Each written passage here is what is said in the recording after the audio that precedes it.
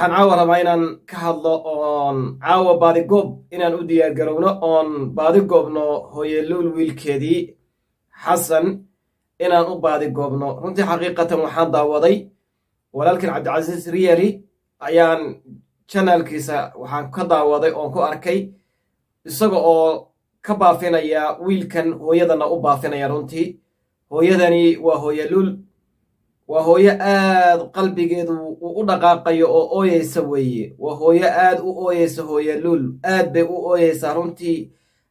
marna ilmada iyo oohintu waxay ka dhacdaa ilinta bas ah iyo isha keli ay ka dhacdaa, marna waxay ka dhacdaa qalbiga. runtii hooyeluul markaad fiiriso oohinta ay ooyeysaa waa oohin aadan innaba xamili karin weye. waa oohin aadan marnaba u dulqaadan karin, oodan fiirin karin, oodan dhegaysan karin weeye hooyeluul oohinta ay ooyeyso.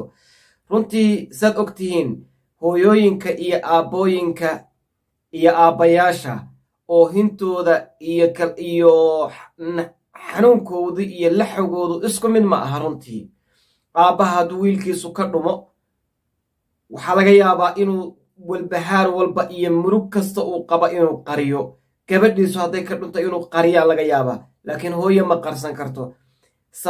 sirtana ma fahansantihiin. sirta haddaad fahmaysaan waxa weeyaan hooyo ilmahan caloosheeda ayuu galay, dhiiggeedii buu galay, waxa weeye waa jidhkeedii oo la hubo qayb ka mid a. soomaalidu waxay dhihi jireen hooyadu way ku dhaaran kartaa ilmaha inay dhashay, laakiin aabbuhu kuma dhaaran kara inuu dhalay oo canugan isagu uu dhalay. waa run xaqiiqo weeye. lianna aabba wuu ku dhaaran karaa, hooyana way ku dhaaran kartaa diiniyan, laakiin hooyo waxay ku qaaday caloosheedu ka soo baxay, xaqiiqu uga soo baxay waa ilmaheedii. laakiin aabba kuma dhaaran kara, waxay ka wadaan bimacnaa jidhkiisii kamuna soo bixin. haddaba caawa aynaan sii faahfaahinin ama wax kaleba sii gudageline, hooyeluul waxay u baahan tahay inaan garab istaagno. hooyeluul cabdicasiis riyali keli a kuma filna, inaan janalka cabdicasiis riyali sheergarayna keli a kuma filna. horta walaalkeen khayr allah siiyo, ilaahayna ha ciseeye, ilaahayna ha sharfiye ummadda soomaaliyeed wanaag badan ayuu u hayaa, waxtar adag buu u hayaa. b b c ood og tihiin inay baafinta samayn jirtay oo ilaa xilliganba samayso, iyo cabdicasiis riyali ayaa ka awood badan maanta, waxtarkiisaana ka midho badan. dadka dhibaya waxaan leenahay horta dhibka ka daaya, laakiin cabdicasiisna waxaan leenahay walaalow u dulqaado oo dadka ku dhibaya u dulqaado. waa la dhibi adiga iyo qof kasta ummaddiisa damca inuu garab istaago oo u hiiliyo oo hooyooyinka ilmaha ka maqan ay la ooyayaan u raadiyo. waa lagu dhibi, qabiil baa lagugu dhibi, amnigaagaa wax la soo gaarsiin. nebi maxamed sala allahu calayh wasalam oo lahaa kelimatu tawxiid dadka ugu yeerayay oo khayru khalqillaah ayaa la dhibay oo dhiig laga soo daadiyey. horta u sabir baan leenahay. innaga marka maxaa inala gudboon? hooyeluul runtii hooyooyin badan ayaan daawanay. anigu waxaanahay dadka ku xidhan ee daawada. hooyooyin badan ayaan daawanay oo ooyaya. wallaahi hooyeluul oohinteedu waa igala duwanayd. hooyeluul bal ila daawada walaalayaal. bismillaahi anugu magaceyga alluul xasan maxamed.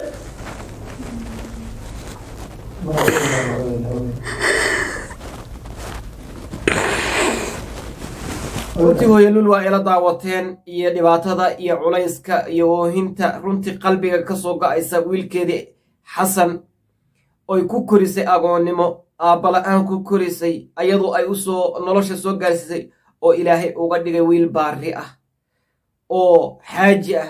waa wiil yaroo dhallinyaro ah, wejigiisa waad aragtaan, meeshaan idiin soo saarayaa. waa wiil yaroo dhallinyaro ah oo qurux badan. hooyo waxay tiri wejigiisa waxaa ka muuqda iftiinkii iyo nuurkii salaada ayaa ka muuqda, cibaadadii baa ka muuqata, sunnadii baa ka muuqata. runteedu way wallaahi xaqiiqatan kulligii waad u wada jeedaa, nuurkii iyo sunnadii ayaa ka muuqata. xaaji buu ahaa, isagoo wiil yar abay tiri oon da ahayn buu xaaji ahaa.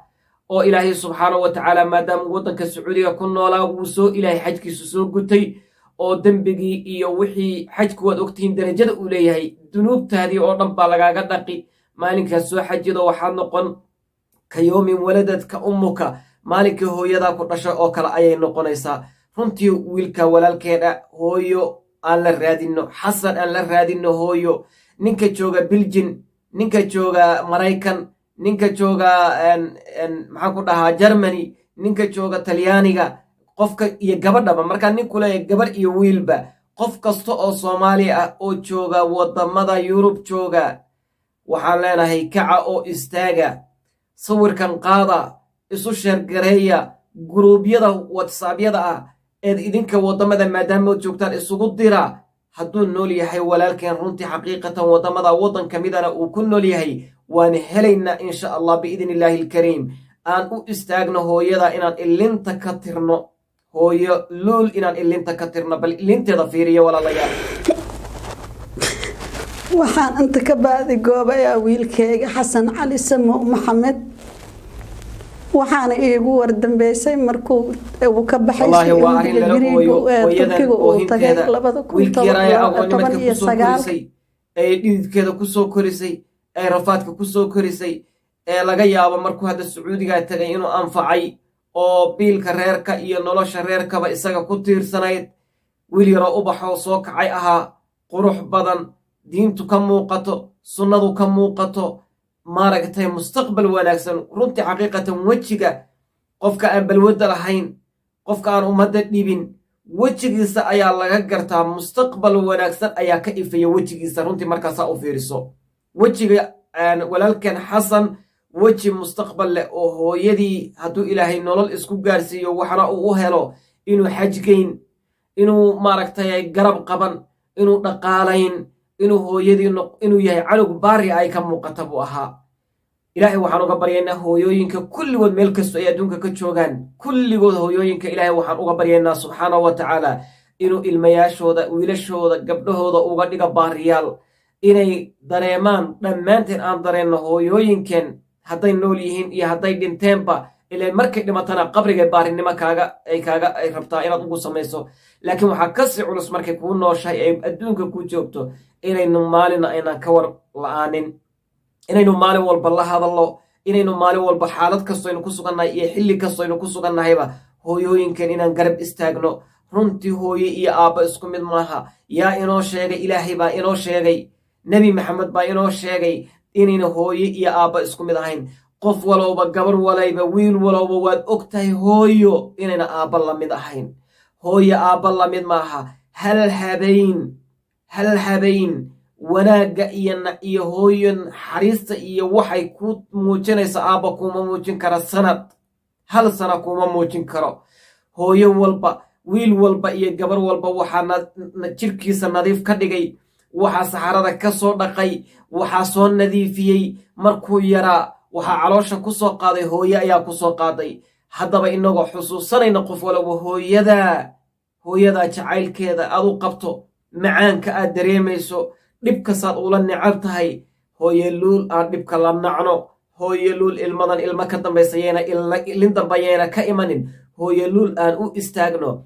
yurub haddaad joogto iyo afrika haddaad joogto iyo soomaaliya haddaad joogto iyo meel kastood adduunka ka joogtaba waxaan codsanayaa, iyo haddaad america joogto, whatsappyada guruubyada aan isugu dirna sawirka walaalkeen xasan si aan hooyada ilmada uga tirno. hadduu geeriyoodayna aynu u ogaanno, hadduu nool yahayna meel kastuu joogaba aan uga soo saarna. waxaan shaki ku jirin hadduu nool yahay dad soomaaliyeed inuu meesha uu jooga ay ka agdhow yihiin, warkiisana waan helaynaa. hadduu dhintayna runtii xaqiiqatan ilaahay waxaan leenahay sabir iyo iimaan ilaahay ha ka siiyo, oo markaa waan ogaanaynaa insha allah marka aan ka qayb qaadanna hawshan.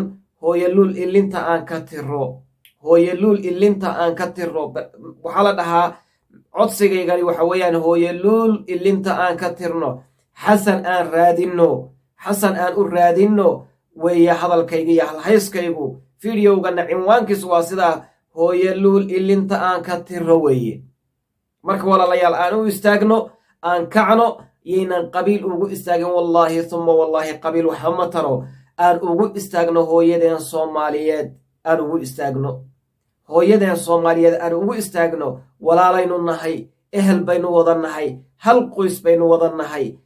waxaynu nahay dad 20 afrika ku nool oo 20 milyan aan ka badnayn, ugu badnaan 20 milyan abaan nahay. walaalo isdhalay oo isqaraabo isu abaynu nahay aan garab istaagna hooye luul.